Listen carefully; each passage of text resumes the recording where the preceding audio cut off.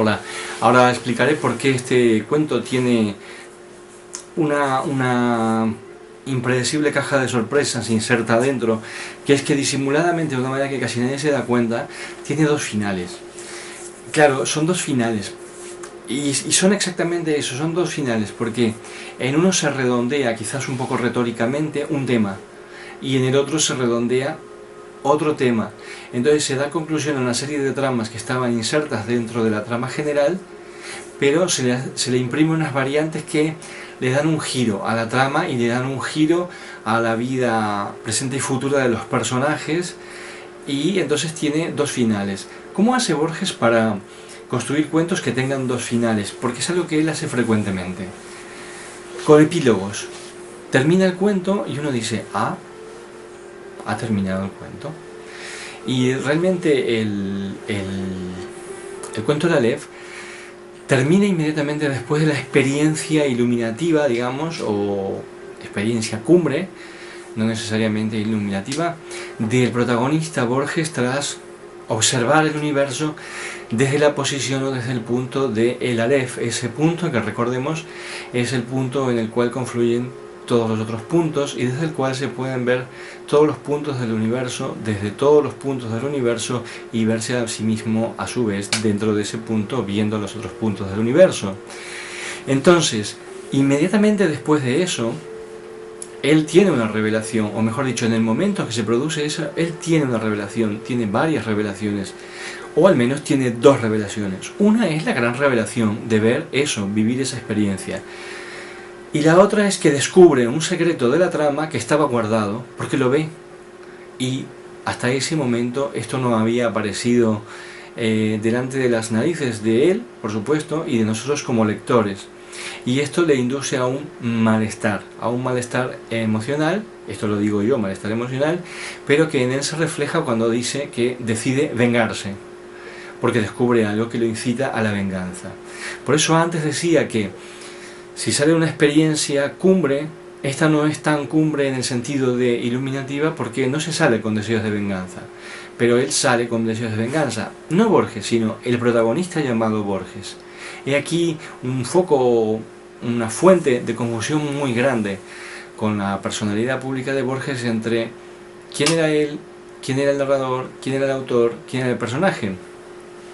Borges tiene una virtud muy grande, y es que al igual que Henry Miller, autor con el que pueda parecer extraño o asombroso que se lo compare, pero no es tan asombroso desde el punto de vista que voy a mencionar, asume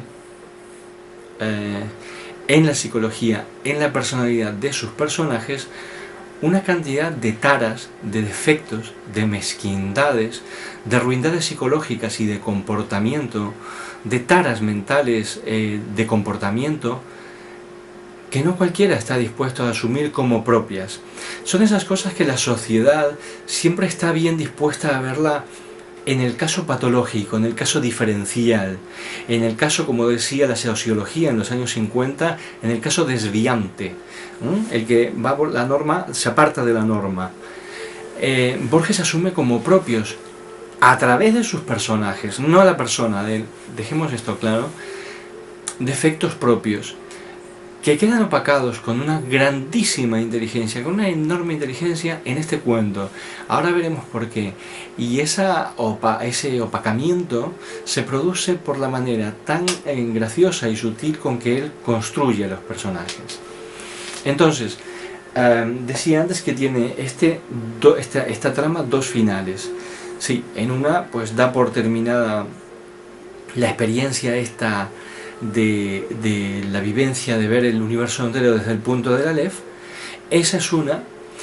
Luego viene un epílogo que él le llama Postdata del 1 de marzo de 1943, en donde aclara el destino ulterior de Carlos Argentino Daneri, otro coprotagonista del cuento, el destino ulterior de él mismo, en tanto Borges, protagonista de ese cuento, de Álvaro Melián Lafinur, otro personaje que aparece en el cuento, que coincide con una persona que existió en realidad y que se llamaba de la misma manera y era escritor, tal como lo es en el cuento, y una reflexión filosófica y lírica y filosófica, que es algo a lo que era muy afecto Borges, acerca de la naturaleza del Aleph y del significado de la palabra Aleph, para terminar finalmente con una declaración retórica y vagamente nostalgiosa o nostálgica sobre que trágicamente, dice, su mente o su cerebro empieza a perder ya definitivamente los rasgos dentro de su memoria del rostro de Beatriz, su amada, aquella mujer de la cual nunca dice que la amó, sino que dice que hacia la cual profesaba una vana devoción. Entonces, esos son los dos finales. En uno se concluye con un personaje, con Carlos Argentino Daneri, y con una experiencia, y el protagonista se venga de algo que ha sucedido, que ahora explicaremos el qué es, y luego al final del epílogo se redondea lo que se dijo en la primera línea. Entonces realmente tiene dos finales. Esto Borges lo hace frecuentemente. ¿Por qué lo hace? Por un motivo muy sencillo. Termina en un lugar X de la narración y entonces uno puede inferir a partir de allí una serie de conclusiones que son más que todo imaginaciones o construcciones imaginativas que se suscitan en uno a partir de una falsa explicación que él da de los hechos, porque las explicaciones sobre un Aleph pues solo pueden ser falsas, o pueden ser verdaderas, no lo sé.